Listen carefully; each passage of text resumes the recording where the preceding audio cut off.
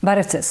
Վերջին տարիներին իրավապաշտպաններն ու իրավունքի մասնագետներն ահազանգում են Հայաստանում քաղաքական հալածանքների եւ հետապնդումների աննախադեպ աճի մասին։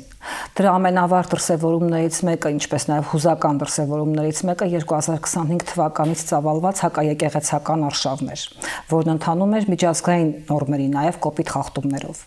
Սակայն կարծիք կա միևնույն ժամանակ, որ միջազգային դերակատարների արձագանքը համարժեք չէ Հայաստանում կատարված այդպիսի խախտումներին։ Մեր տաղավարում է Հայաստանի Հանրապետության արտակարգ եւ լիազոր դեսպան Ձյունիկ Աղաջանյանը։ Բարև ձեզ։ Բարև ձեզ։ Տիկին Աղաջանյան, կիսում եք այն տեսակետը առհասարակ, որ արձագանքը միջազգային դերակատարների համարժեք չէ միջազգային իրավունքի նորմերի այն խախտումներին, որոնք Հայաստանում տեղի են ունենում։ Գիտեք, ոչ միայն միջազգային դերակատարների արձագանքը համարժեք չէ, եւ ոչ միայն միջազգային իրավունքի նորմերի, այլև մեր օրենսդրությամբ սահմանված իրավունքի եւ օրենքների խախտումներին, այլև շատ դեպքերում դրանք խրախուսվում եւ դրանք որոշակիորեն ծրագրվում են այդ արտաքին ուժերի եւ արտաքին կենտրոնների կողմից իրենց հեռահար ծրագրերը սպասարկելու նպատակով, որի մասին մենք երևի լրացուցիչ կզրուցենք։ Կարծում եմ մեր հասարակության համար օրեցօր ավելի ակնառու է դառնում, որ մեր պետությունը առաջընթաց գրանցելու փոխարեն սրընթաց քայլերով հետընթաց է գրանցում, թե իրավունքների պաշտպանության, թե դրանց սպասարկման եւ նաև արդարադատության իրականացման ոլորտներում, ինչը մենք տասնամյակներ շարունակ, այսպես քայլ առ քայլ, աղյուսիկ այլ աղյուսիկ կառուցելով փորձում էինք հիմնել որպես իրավունքի գերակայության եւ ազատությունների ապահովմամբ առաջնորդվող երկիր։ Սակայն 18 թվականի իշխանափոխությունը, որը ցավոք սրտի ժողովրդի աջակցությունն ուներ մեծ հույսեր կապելով, որի վերջո նախկին ժամանակահատվածներում տեղ գտած բացասական երևույթները ի վերջո իրենց վերջաբանը կստանան եւ մեր պետությունը կշարժվի այն տեսլականով, որը մարդկանց ուրեմն պատկերացումներում կա եւ որն արձանագրված է օրենքներով եւ դրանց կիրարկման մեխանիզմներով, մենք տեսանք դրա բացարձակապես հակառակ գործընթացը, թե դատարանների վրա հարձակումներով, թե սահմանադրության բացարձակ ոտնահարումով, թե իշխանության բուրգերի սերտաճմամբ եւ այդ բաժանումը, որ կար, որը նպատակ ուներ որոշակիորեն վերահսկողական մեխանիզմներով կանխարգելիչ գործընթացներով ապահովելու բոլոր կառույցների հավասար գործունեություն եւ դրանով պետության առաջընթացը եւ այն իրավունքների ու ազատությունների ապահովումը, որը ամրագրված էր մեր օրենսդրական դաշտում, եւ մենք այսօր ունենք իրոք այս իշխանությունների ներմուծած եւ ցավալիորեն իրենց լիովին բնորոշող աննախադեպ բացասական առումով աննախադեպ իրավական խախտումներով լի մի դաշտ, որի շտկումը դարձել է ամենօրյա ռեժիմով ել ավելի բարդ։ Արդյոք այդ աննախադեպությունը պայմանավորված չէ հենց ավելի շատ չբավարարված սպասումներով, ոչ թե բուն փաստերով, այսինքն սովորաբար ջրբաժան են դնում, մեր հասարակական կյանքում հիմա ջրբաժանները շատ են, այդ մի ջրբաժանն էլ կա, ընդ որում ոչ միայն իշխանությունների կողմից, այլ նաև հենց ժողովուրդն է ջրբաժան դնում, չէ, իշխանափոխական հեղափոխությունից առաջ եւ հետո։ Այդ հեղափոխությունից առաջ նախորդ իշխանությունների ժամանակ տեղի ունեցած իրավախախտումները, այդ թվում նաև քաղաքական հետապնդումները, որոնք նույնպես կային քաղբանտարկյալներ եւ այլն, ավելի շատ ոչ թե շատ են այս իշխանությունների ժամանակ, այլ պարզապես մեր սպասումներն էին ավելի շատ հեղափոխությունից եւ այդ սպասումների չբավարարելն է պատճառը, որ հիասթափությունը մեծ է, ոչ թե բուն փաստերը քանակը կամ որակը։ Գիտեք, ես շատ կուզեի, որ ձեր ասած իրականություն լիներ, բայց փաստերը խոսում են բոլորովին հակառակի մասին։ Իհարկե, ժողովրդի մեջ այդ սպասելիքների ջախջախումը, ես կասեի, որտեղ դա ընդհանրապես տապալում չէ, դա անգամ ջախջախում է այն իրավիճակը, որ այսօր ունենք, դա բերում է հուսահատության եւ անելանելիության զգացումի, որի դրսեւորումները մենք եւս տեսնում ենք ամենօրյա ռեժիմով, այդ ագրեսիվության եւ բռնության աճի տեմպերով, որոնք իրոք աննախադեպ են մեր հասարակության մեջ, հա, ուժի կիրառման հարցերի լուծումը, որ մենք տեսնում ենք թե հասարակական տարբեր դրսևորումների, երբ որ ամենապարզ ու հասարակ խնդիրների շուրջ ուղղակի իրար հետ նստել քննարկելու արդյունքում հարցը լուծելու փոխարեն զենք կամ սառը զենք է օգտագործվում եւ բանակում, երբ որ ամենափոքր դրվագներում մենք տեսնում ենք մեր զինվորների կյանքին սպառնացող վիճակ կամ անգամ մահվան դեպքեր, սրանք բոլորը արտացոլումն են այն ջախջախված սպասումների եւ այն իշխանության կողմից փաստացիորեն սանձարձակ կերպով օրինախախտումների, որը ցույց է տալիս, որ դու արդարության որոնման կամ արդարադատության իրականացման ճանապարհով հարցեր լուծել չես կարող եւ արդեն մարդիկ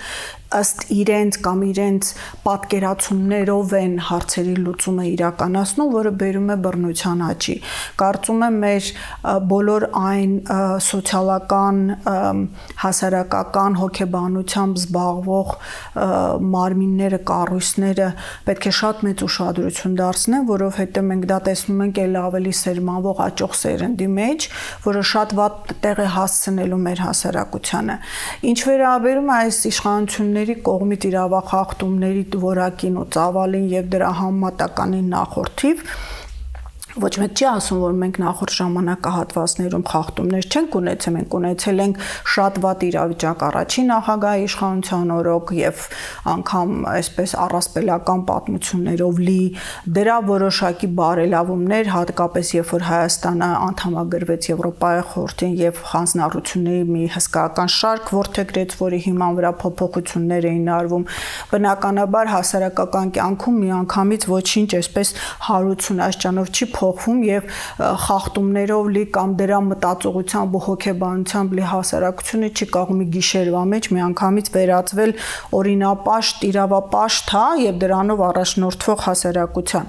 բայց երբ որ պետությունը իրականացնում է քայլեր եւ ստեղծում է համակարգեր, ստեղծում է կառուցվածքներ, որոնք աստիճանաբար բերում են փոփոխությունների եւ դրանում նաեւ էականորեն ներգրաված էին միջազգային կառույցներն ու կազմակերպությունները եւ այն ժամանակ այդ նույն միջազգային դերակատարները, որ այսօր ուղղակի լռության են մայտնում այն ճչացող խախտումները, որ մենք ունենք, խոշորացույցով էին դիտարկում յուրաքանչյուր քայլ եւ իրենց բոլոր զեկույցներում դրա մասին խոսում եւ ոչ միայն խոսում, այլև մեր դռներն էին թակում պետական տարբեր օղակներում, մեզ անդադ հիշեցնելով մեր հանձնառությունները եւ պահանջներ ներկայացնելով։ Բացի դրանից մի էական հանգամանք, որը այսօր բացարձակապես բացակայում է, ստեղծված էր հասարակական կազմակերպությունների մի լայն շերտ, որոնք սնվում էին այդ նույն միջազգային դերակատարներից կամ ավելի ճիշտ ասենք արևմուտքից եւ հստակ ցուցումներով ամեն մի ծառի ճյուղի համար անգամ հսկայական աղմուկ բարձրացնում, իրավունքներ պահանջում եւ ել չեմ ասում, որ կային մեխանիզմներ եւ որոնք շատ դրական հետևանք էին թողնում, որոնք օգնում էին ապահովելու, որ իրավապահ մարմինները ամենաթողության զգացումով չտառապեն։ Մենք ունեինք ստեղծված հատուկ ուրեմն վերահսկողական խմբեր, որոնց մեջ ներգրաված էին հասարակական կազմակերպությունների ներկայացուցիչները եւս, որոնք ցանկացած պահի կարող էին կալանավայր մտնել եւ տեսնել բանտարկյալի վիճակը ու դրա մասին զեկույց ներկայացնել։ Այսօր դրանք այլևս չկան։ Այս իշխանությունների օրոք, որոնք խոսում են ժողովրդավարության բաստիոն լինելու մասին, այդ համակարգերը ուղղակի ոչ միայն ոչնչացան, այլ եւ այդ կազմակերպությունների մի ստվար մասը, որը հենց արևմտյան գրանտներից էին սնվում, ուղղակի կամ ներգրավեցին իշխանական կառույցների մեջ ներթափանցելով այդ այսինքն պաշտոնական օղակներով, կամ այսօր տոտալ լռություն են պահպանում այն իրավախախտումների վերաբերյալ, որոնց նմանը անգամ նախկինում այդ ձևով ու ծավալով մենք երբեք չենք տեսել։ Իսկ ո՞րն է պատճառը այդ լռության, այսինքն մի մասը քաղաքացիական հասարակությունը ինչպես մեկ օրում չի ստեղծվում, այնպես էլ մեկ օրում չի վերանում։ Գիտեք, մեկ օրում տվյալ դեպքում վերացա, որովհետև տվյալ հասարակական, այսպես ասած, կազմակերպությունները փաստացիորեն պատվեր էին կատարում։ Եվ երբ որ պատվեր կատարողի կարգավիճակը փոխվեց եւ իրեն կարգավիճակով արդեն իշխանական մարմինների հետ նույն հարթության մեջ են եւ ոչ թե դրա անդիմադիր շարքերում գործելու, ապա իրենց կողմից արդեն հրահանգը չկա, որպեսզի իրենք նույն ողջավորությամբ եւ հնչեղությամբ խոսեն իրավախախտումների մոտիվացիաներին։ Հրահանգիչի մոտիվացիան շատ հետաքրքիր է։ Հրահանգիչը կատարում է իր գլոբալ ծրագրի իրականացման մի մասը, որը տասնամյակներով փորձել են դա անել եւ տարբեր երկրներում հաջողությամբ է պսակվել։ Մեր երկրում տարբեր էտապներում դա փաստացիորեն ձեռնարկվել է, բայց հաջողության չի հասել մինչև 18 թվականը։ Մենք ունեցել ենք թե 99 թվականի հոկտեմբերի 27-ը մենք հետո ունեցել ենք 2001-ից սկսած տարբեր շարժումներ, այսպես ասած, մենք ունեցել ենք 2008 թվականը, որը նույնպես գունավոր հեղափոխության փորձ էր, դրանից հետո մենք տեսանք այդպես էլեկտրիկ Երևան եւ այլն նմանատիպ մենք կարող ենք այսպես թվարկել անգամ այս 16 թվականի զինված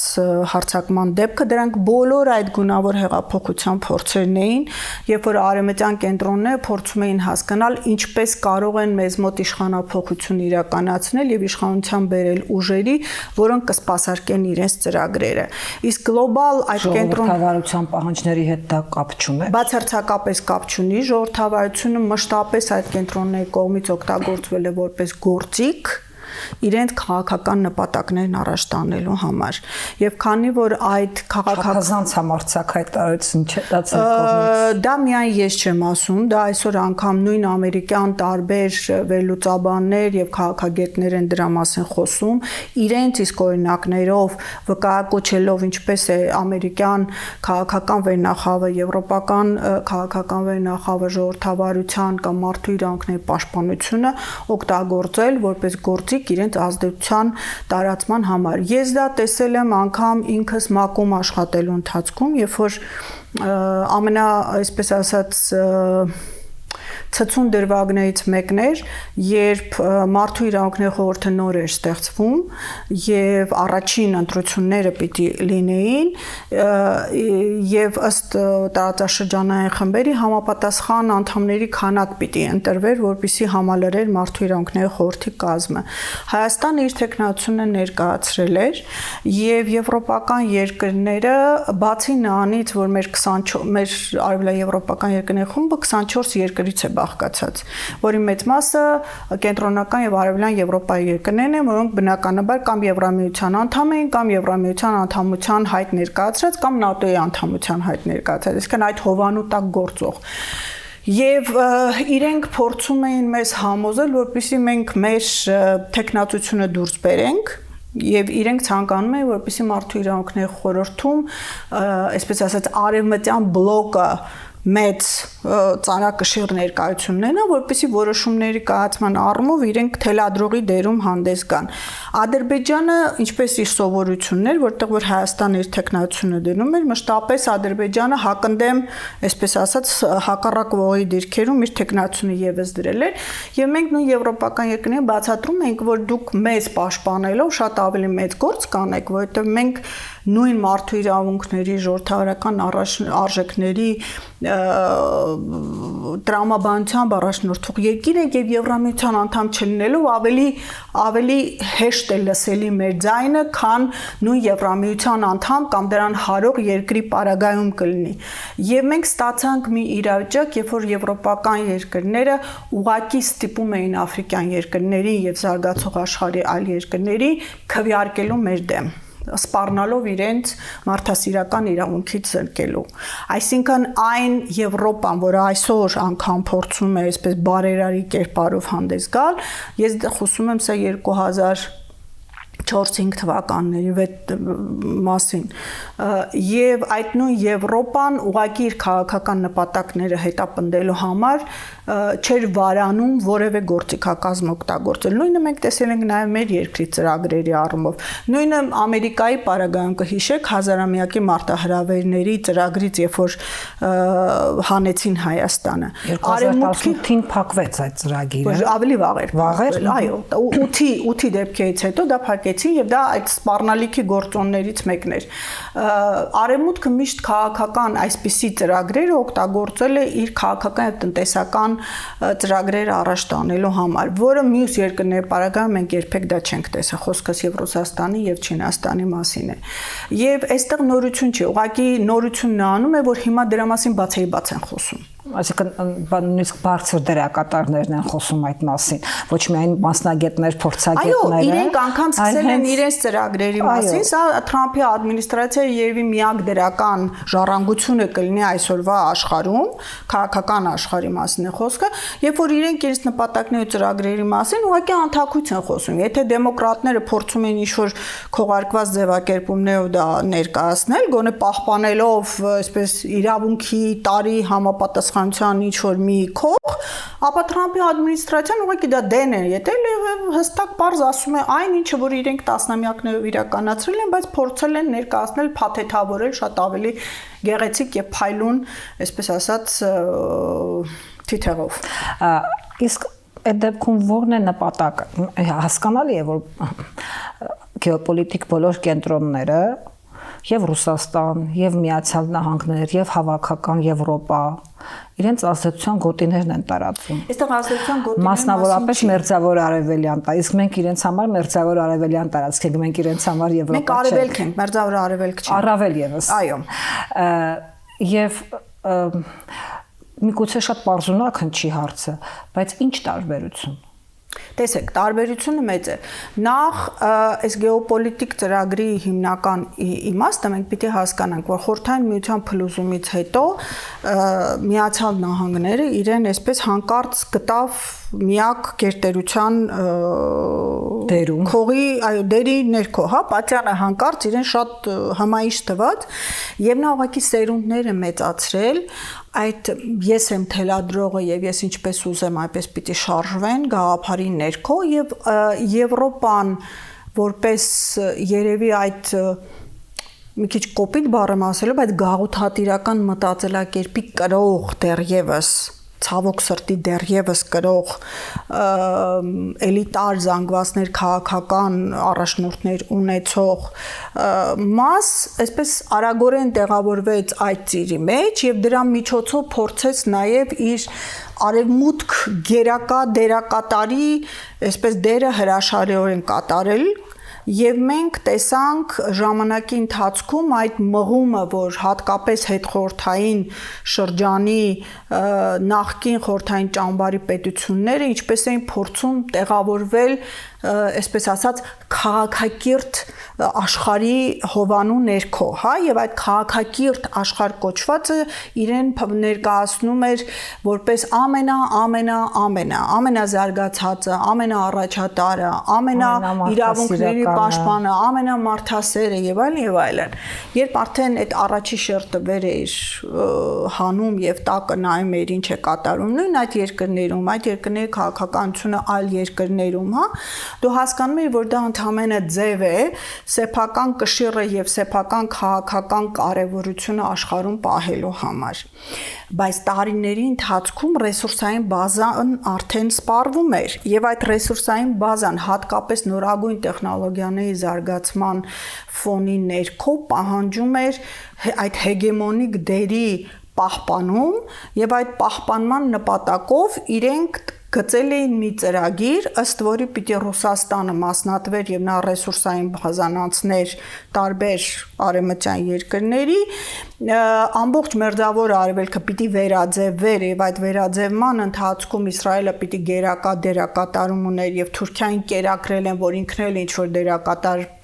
էական դերակատար պիտի լինի այդտեղ եւ դա պիտի իրականացվեր Իրանի մասնատման նաեւ միջոցով, իսկ ամբողջ նպատակը հարավային Կովկաս,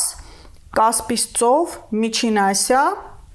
ամբողջ այդ ռեսուրսային բազային տիրանալն է եւ նաեւ որպես մեծ միջանցքի վրա իրենց թաթը դնելը,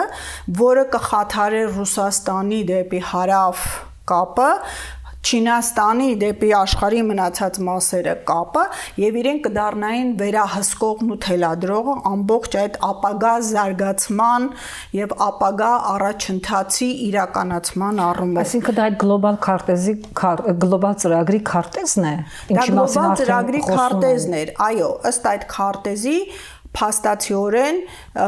պետք է Թուրանը որպես գործիք օգտագործվեր, այսինքն այդ պանթուրանական ծրագիրը որպես զենք սկսեցին մշակել եւ այդ զենքը պիտի տարածվեր եւ Իրանի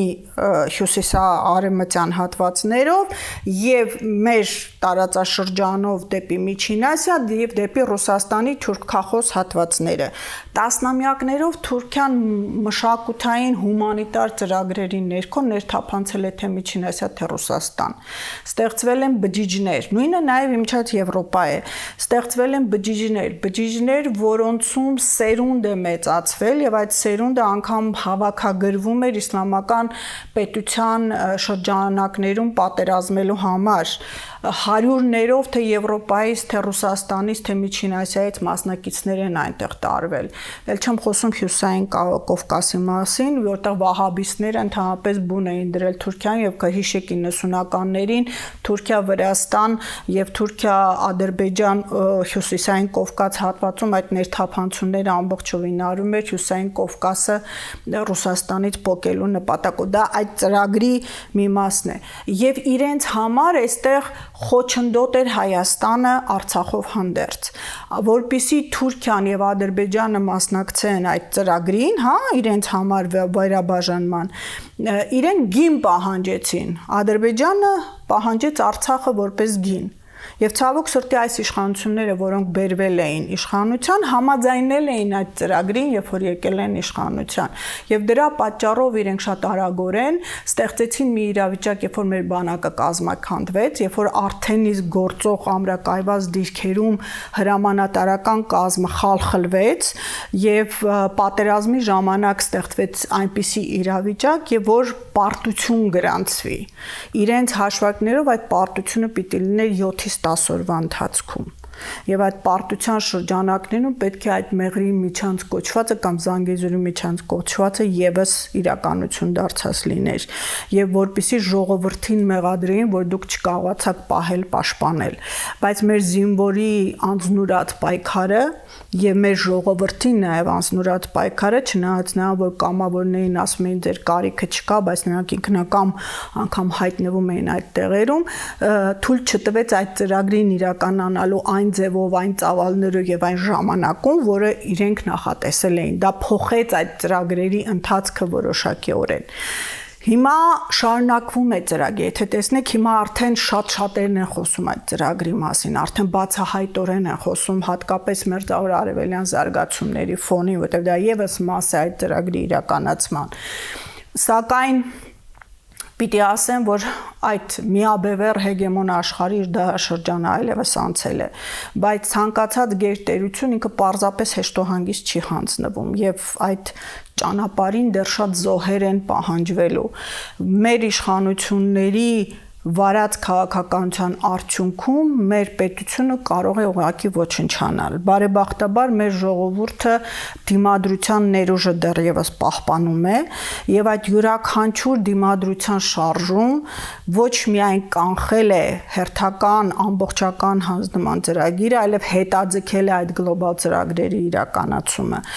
Ուղղակի այս ընտրությունների օրինակով բերեմ, այս ընտրություններում, եթե այս իշխանությունները ստանային սահմանադրական մեծամասնություն, մենք այսօր կտեսնենք արդեն այդ սահմանադրության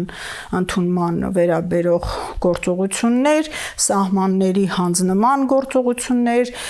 անկլավ կոչվածների, որը որևէ իրավական հիմք չունի, որևէ երբևէ չի պատկանել Ադրբեջանին, դրանց հանձնման գործողություններ, այդ Թրամփի ուղի կոչված կամ Զանգեզուր յուրաքանչյուրի միջանցքի արդեն ակնհայտ բացման ուղղված գործողություն, այսինքն մի շարք բաներ, նույն եկեղեցու դեմ արշավը կտեսնեինք, նույն բանակի լուծարման ուղղված գործողություններ կտեսնեինք, ինչը բխում է իրենց այսպես հանձնվողական, պարտվողական եւ մենք ոչ մեկի սպառնալիք չենք ներկայացնում ձևակերպման ներքո մեր պետության եւ ազգի դիմադրողականության ոչնչացման ուղղված քաղաքականության իրականացմանը, այսինքն ամեն մի ոչ ամբողջովին իրականացված քայլ խաթարում է այդ ծրագրերը եւ ժամանակ շահում մեզ պետությունը պահելու եւ մեր ժողովրդի ինքնությունը պահպանելու առումով։ Շնորհակալ եմ զրույցի համար։ Հիշեցնեմ, որ մեր տաղավարում արտակարգ եւ լիազոր դեսպան Զունիկ Աղաջանյանն էր։ Մենք կշարունակենք զրույցը Տիկին Աղաջանյանի հետ։ Ամենայն բարիք։